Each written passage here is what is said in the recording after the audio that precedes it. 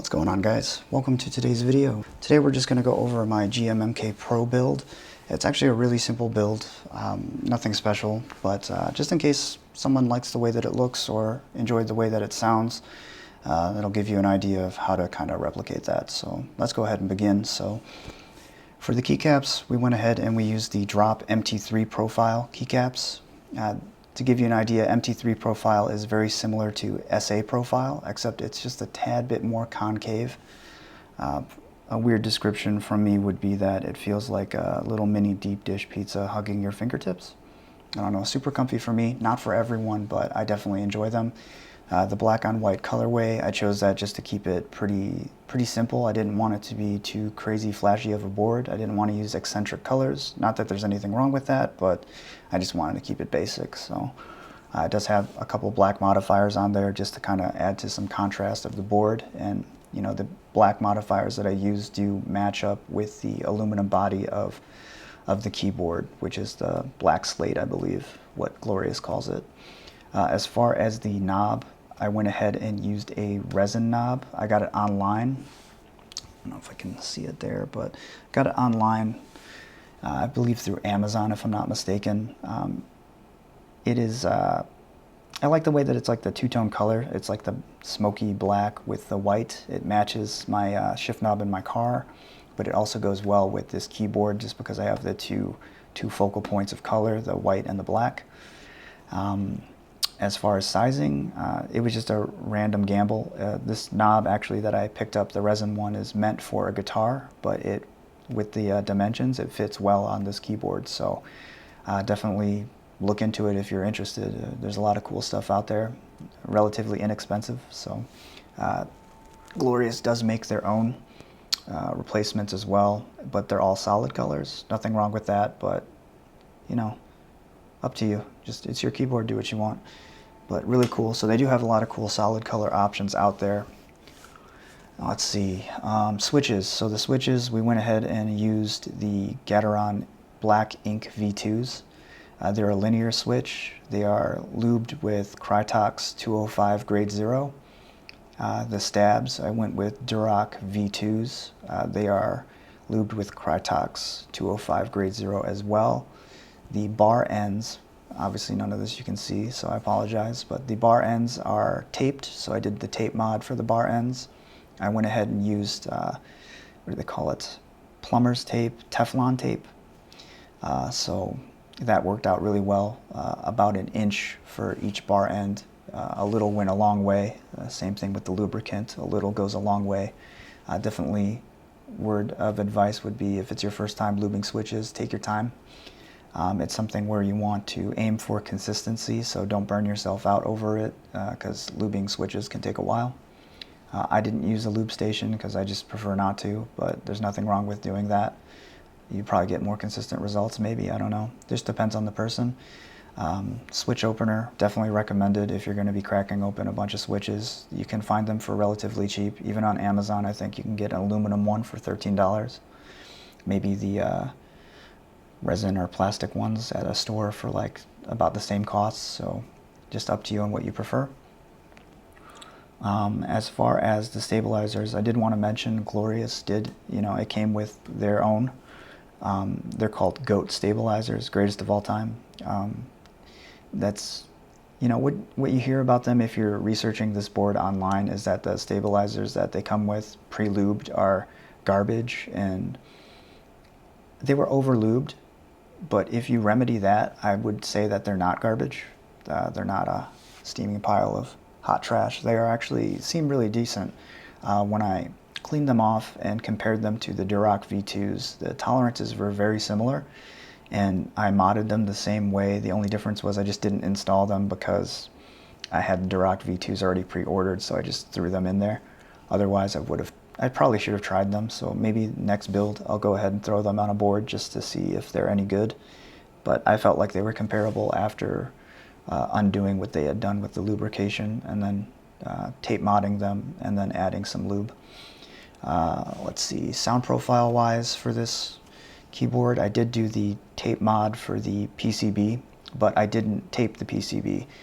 For the Glorious board setup, the PCB rests on the underneath case foam, like it just sinks into it and actually has indentations from the soldering. So I just did the tape mod to that case foam top side. So right underneath the PCB, I just put all the tape on that foam. Either is easy and it's easily reversible, so it doesn't really matter what you want to do with it. I did it that way for no rhyme or reason. I just figured, hey, I'm just going to do it on the case foam. Who cares? Sound, it did impact it quite significantly. I didn't think it would, but it did. It actually felt like it increased the volume, and it changed the thudding sound that usually happens without it, because obviously the tape isn't going to absorb the sound as well as the foam, so it's just going to reverberate it back at you, and it does a good job doing that. So for being super cheap and super easy to do and super reversible, I definitely recommend it for anyone that's going to tinker with it. Why not? Just give it a try, see if you like it. This board was advertised as being a gasket mounted board, but keep in mind that it is, but it's not. The way that it's built, the tolerances are way too tight and everything fits super snug, so it doesn't react the way that they tell you it's going to. Like, there's literally, unless you get a couple of mods done to it, you can get some flex, but right out of the factory, if you're using the aluminum top plate and just everything else standard, you're not going to get any flex. Like, it doesn't move. To help with remedying that, you could just make sure to use a desk mat. It'll help absorb some of it, but that's pretty much it, unless you want to decide to switch out to the polycarbonate top plate that they do sell. I think it's like 20 bucks, really cheap. But if you don't, I feel like it doesn't impact the sound enough for me to care. Not for this board. Maybe a different board if it allows for actually more flex, but it seemed like the polycarbonate plate didn't even add that much flex to it.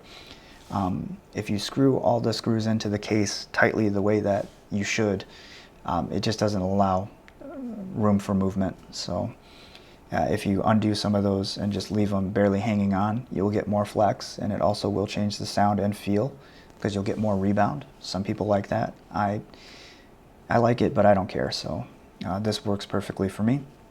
Now, as far as sound, I was talking a lot about that, but that has to do with the dynamics of everything you've done to your board. So your keycaps play a role, how the PCB board and the case foam is oriented underneath everything, that plays a role too.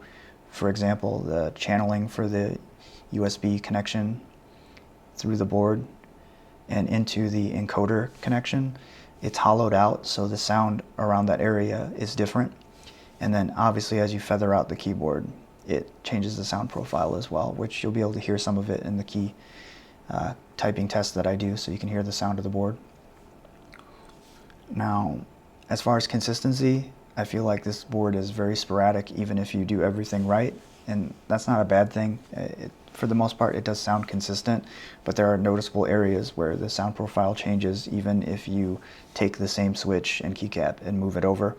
But that just has to do with the way the board was built. And again, if you mod it to maybe actually make it have some flex, it probably would be less noticeable.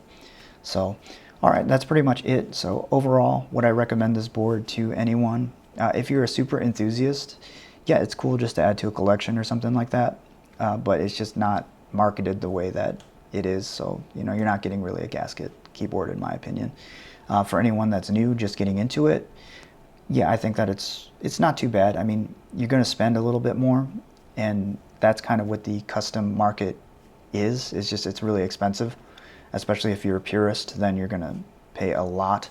But even if you try to keep the cost down, yes, you are going to pay more than your standard gaming mechanical keyboard or something like that from your big box Realto store, like a Corsair, Logitech, things like that. But what you do gain is the customization of switching out your switches, which I know a lot of gaming companies now are actually starting to get more competitive and offer hot swappable sockets. But yeah, for right now, if you're paying $140 to $150 for a Corsair keyboard, in comparison, then I would definitely recommend GMMK Pro. But if you don't care about changing out your switches or anything like that, then you know, think of it as a longevity thing. Like if one of your switches breaks on one of your Corsair boards, instead of having to take it all apart, which is probably not meant to, so it's going to be a pain, and then having to desolder a switch and then throw a new one in and solder it, you can just swap it out. So, but you have to keep in mind that price layer. It's $170 for the case and the PCB, but then you got to factor in buying keycaps, buying your switches, and then if you're going to lube them, which if you're going to get into a custom market, while you're putting in your switches, you might as well lube them, because that makes a huge difference. But all right, yeah, that's my 2 cents. Sorry for keeping you guys for so long on this, but that is my thoughts on it, and I hope you enjoyed the build. And if you're interested in seeing an actual like build where I take it apart and put things together, I can probably make something in the future. Just let me know if that's something you're interested in. Otherwise, in my opinion, there's so many people that do it that it's not that interesting to watch anymore.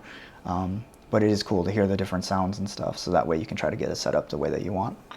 But all right, take it easy, guys. Catch you in the next video.